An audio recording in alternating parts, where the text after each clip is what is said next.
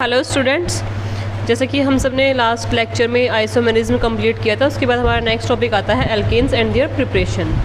तो इसमें हम एल्केन्स की प्रॉपर्टीज़, उनके प्रिपरेशन और उसमें जो इंपॉर्टेंट रिएक्शंस आती हैं जैसे कि वुड्स रिएक्शन है और अदर जितने भी कोल्बी इलेक्ट्रोलिसिस है, जितनी भी आएगी तो हम वो आगे अपने डिस्कस करेंगे। तो वीडियो को ध्यान से देखेंगे सभी। सबसे पहले आता है इसका क्लासिफिकेशन, यानी एल्केन्स को हम कैसे क्लासीफाई कर सकते हैं। Alkanes are saturated hydrocarbon containing only carbon-carbon single bond in their molecule. They are also called paraffins. Paraffins बोलते हैं क्योंकि इनमें मोम लाइक प्रॉपर्टी होती है, मोम की जैसे कि मोम होते हैं ना चिपचिपे, थोड़ी इनकी ये वो वाली प्रॉपर्टी शो करते हैं। At high temperatures and pressure do undergo some reactions.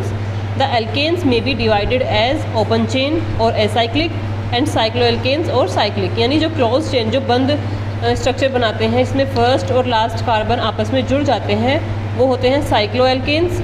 और जिनमें ओपन चेन रहते हैं, जिनमें फर्स्ट और लास्ट कार्बन नहीं जुड़ता है, आपस में बॉन्ड नहीं बनाता है, वो होते हैं ओपन चेन। ठीक है, ये इस तरह से इसका क्लासिफिकेशन हो जाता है। नेक्स्ट आता है preparation of alkanes. Petroleum and natural gas are the main source of alkanes. However alkanes can be prepared by 3 methods. Means naturally तो ये मिलते हैं, कैसे पेट्रोलियम से हम इसको कर सकते हैं, ऑप्टेन, एंड नेचुरल गैस से भी, जैसे कि हमने देखा होगा जो CNG होती है, कंप्रेस्ड नेचुरल गैस, घरों में यूज़ होती है, वो सिलेंडर घरों में जो यूज़ होता है, और CNG अलग से होती है, मतलब जो, और पेट्रोल है, डीजल है, ये सभी क्या होते हैं, पेट्रोलियम जो इंडस्ट्री वाले हैं, ये केमिकल्स, ये एल्केन्स ही होते हैं। ठीक है, जो ब्यूटेन बेसिकली उसका मेन कंपोनेंट होता है घरों में यूज़ होने वाली गैस का, जो लिक्विड पेट्रोलियम गैस है, लिक्विफाइड LPG घरों में जो यूज़ होती है। लेकिन इसको अगर केमिकली हम लैब में तैयार करेंगे, उसके जो मेथड्स होते हैं वो हम यहाँ पे देख रहे हैं। Methods for preparation of alkanes. First आता है फ्रॉम अनसैचुरेटेड हाइड्रोकार्बन्स, सेकेंड आता है from alkyl halides, and third आता है फ्रॉम कार्बोक्सिलिक एसिड। तो ये जो मेन मेथड्स हैं, इन्हीं को हम यहाँ पे डिस्कस करेंगे। सबसे पहले देखते हैं from unsaturated hydrocarbon. The unsaturated hydrocarbons alkenes and alkynes are converted into alkanes by catalytic hydrogenation.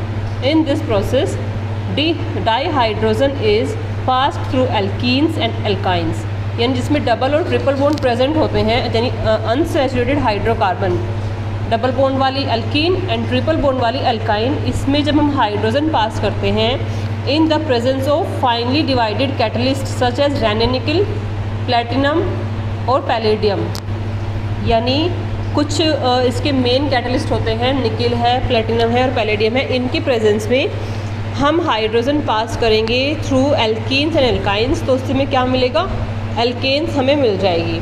These metals absorb dihydrogen gas on their surface and activate the hydrogen-hydrogen bond. Platinum and palladium catalyze the reaction at room temperature. However, higher temperature like 523 to 573 Kelvin and pressure are required with nickel catalyst. यानी इस reaction में हमें high temperature और pressure ज़रूरी होता है nickel के साथ में, जबकि पैलेडियम और प्लेटिनम इसको रूम टेम्परेचर पे ही कंप्लीट कर सकते हैं इस रिएक्शन को। The hydrogenation reaction of unsaturated hydrocarbon using nickel at a temperature of 523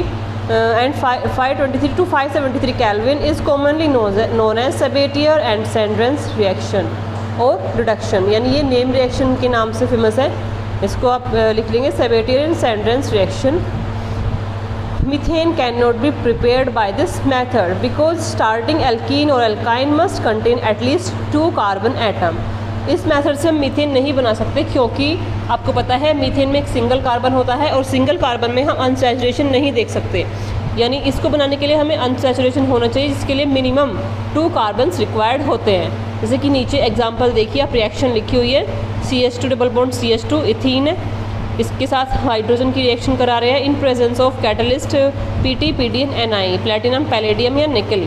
इससे में क्या मिला है, इथेन, यानी सैचुरेटेड हाइड्रोकार्बन।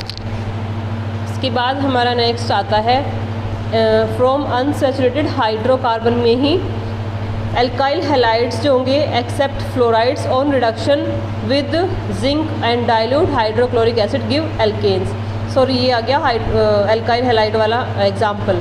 यानी CH3Cl है, उसमें भी हाइड्रोजनेशन कराएंगे, हाइड्रोजन से रिएक्शन करवाएंगे जिंक की प्रेजेंस में, तो मीथेन मिलेगा हमें। इससे हम बना सकते हैं। इससे पहले वाली रिएक्शन में यानी जो अनसैचुरेटेड वाला मेथड था उसमें हम मीथेन नहीं बना सकते थे, इस वाले मेथड से हम मीथेन भी बना सकते हैं। आगे नेम रिएक्शन में आता है वुड्स रिएक्शन। वुड्स रिएक्शन की हिस्ट्री क्या आती है? Alkyl halides on treatment with sodium metal in dry ethereal free foam moisture solution give higher alkanes.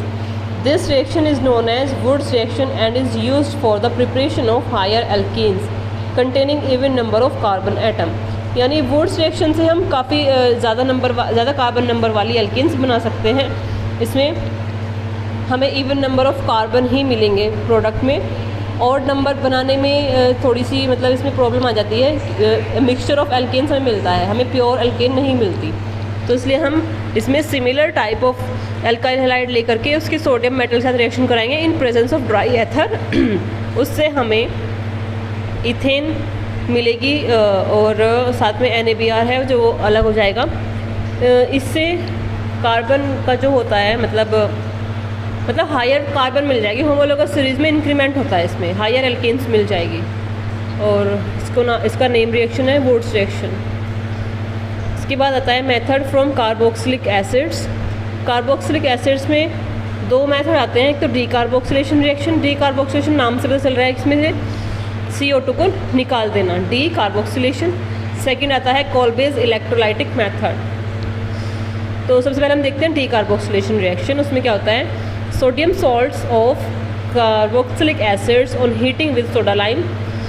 Soda lime होता है mixture of sodium hydroxide and calcium oxide यानी NaOH with CaO gives alkanes containing 1 carbon atom less than the carboxylic acid. यानी जो हमें product मिलेगा उसमें एक carbon कम होगा। क्यों? क्योंकि वो CO2 की फॉर्म में रिलीज हो जाता है, इसलिए जितना भी रिएक्टेंट में नंबर ऑफ कार्बन्स प्रेजेंट है हमें प्रोडक्ट में एक कार्बन कम मिलेगा।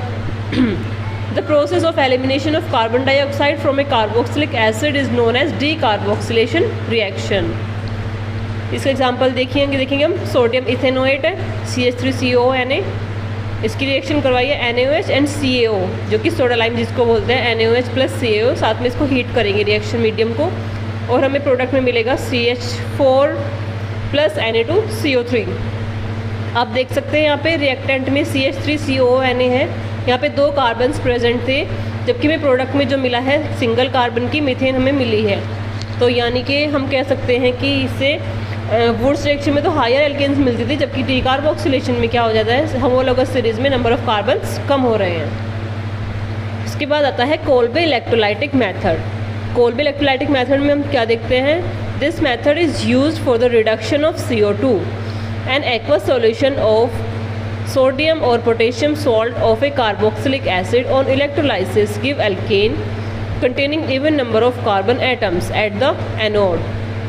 At the anode there is reduction of water into hydrogen free radicals and that is converted into hydrogen and given off. यानी कि कैथोड पे रिडक्शन होगा पानी का और हाइड्रोजन फ्री होगा, that is converted into hydrogen and given of. यानी कि कैथोड पे हमें हाइड्रोजन मिलेगी और एनोड पे CO2।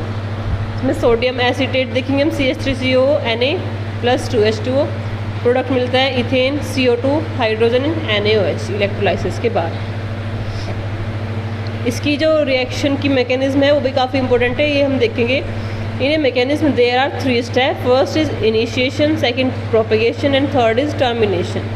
तो फर्स्ट इज इनिशिएशन, इसमें क्या होता है? Here sodium acetate is converted into acetate and sodium ions. इसमें एसीटेट आयन से लेके हम बनाएंगे ये जो था सोडियम एसीटेट था, इससे हमें अलग अलग आयंस मिल जाएंगे, एसीटेट आयन और सोडियम आयन। उसके बाद एनोड पे क्या होता है? प्रोपेगेशन स्टेप में एसीटेट आयन जो होता है वह 2 इलेक्ट्रॉन एक्सेप्ट करके एसीटेट फ्री रेडिकल बन जाता है और फिर वह फ्री रेडिकल आपस में ही मतलब इतना अनस्टेबल होता है कि वह टूट जाता है और मिथाइल फ्री रेडिकल और CO2 ये प्रोडक्ट बना लेता है।